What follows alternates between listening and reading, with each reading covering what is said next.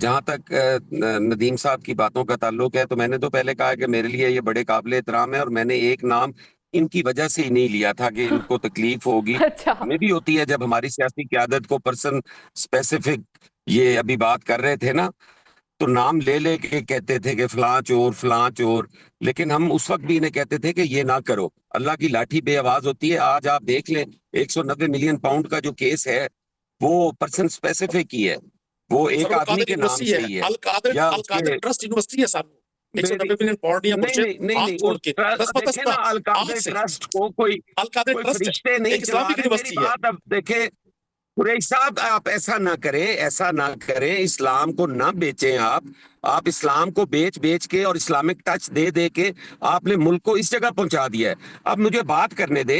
Islamic university का मतलब ये है कि आप 190 मिलियन पाउंड चोरी कर लें, आप उसमें कहाँ सजा चोरी याफ्ता है। कहाँ आपने चोरी हुआ सर, प्लीज मैं, बताए मेरी तो। बात सुने ना, मेरी बात सुने ना।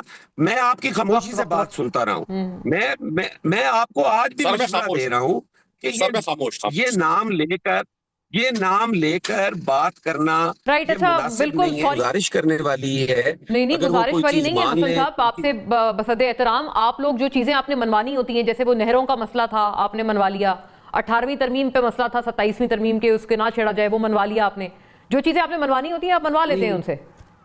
इम्यूनिटी भी मिली, ऐसी लाइफ टाइम इम्यूनिटी। महंगाई, मेरी सुने ना, महंगाई ऐसी चीज नहीं है जो एग्जेक्टिव ऑर्डर के साथ जो है वो ठीक की जा सकती है।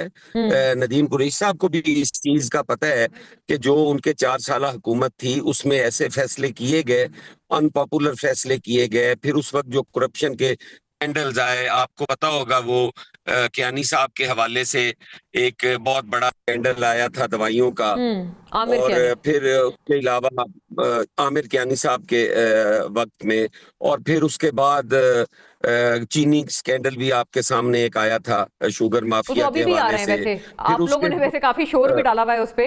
यही गंदम स्कैंडल, चीनी स्कैंडल, वो अ, सारा एक्शन रिप्ले है।